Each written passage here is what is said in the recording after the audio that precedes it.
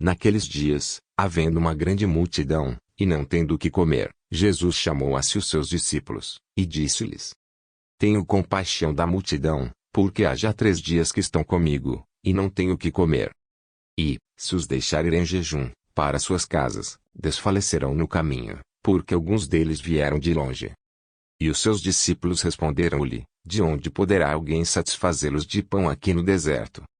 E perguntou-lhes: Quantos pães tendes? E disseram-lhe: 7. E ordenou à multidão que se assentasse no chão.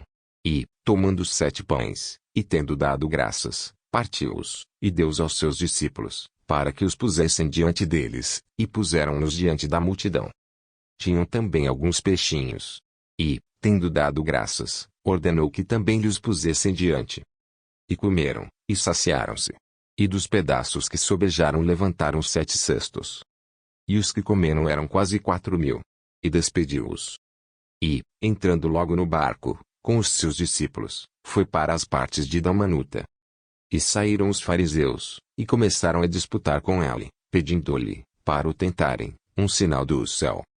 E, suspirando profundamente em seu espírito, disse: Por que pede esta geração um sinal? Em verdade vos digo que a esta geração não se dará sinal algum. E, deixando-os, tornou a entrar no barco, e foi para o outro lado. E eles se esqueceram de levar pão e, no barco, não tinham consigo senão um pão. E ordenou-lhes, dizendo: Olhai, guardai-vos do fermento dos fariseus e do fermento de Herodes. E arrazoavam entre si, dizendo: É porque não temos pão. E Jesus, conhecendo isto, disse-lhes: Para que arrazoais, que não tendes pão? Não considerastes, nem compreendestes ainda? Tendes ainda vosso coração endurecido? Tendo olhos, não vedes? E tendo ouvidos, não ouvis? E não vos lembrais? Quando partiu os 5 pães entre os 5.000, quantas alcofas cheias de pedaços levantastes? Disseram-lhe: 12. E, quando partiu os 7 entre os 4.000, quantos cestos cheios de pedaços levantastes? E disseram-lhe: 7. E ele lhes disse: Como não entendeis ainda? E chegou a Betsaida. E trouxeram-lhe um cego, e rogaram-lhe que o tocasse. E, tomando o cego pela mão, levou-o para fora da aldeia. E, cuspindo-lhe nos olhos, e impondo-lhe as mãos, perguntou-lhe se via alguma coisa. E, levantando ela os olhos, disse: Vejo os homens. Pois os vejo como árvores que andam.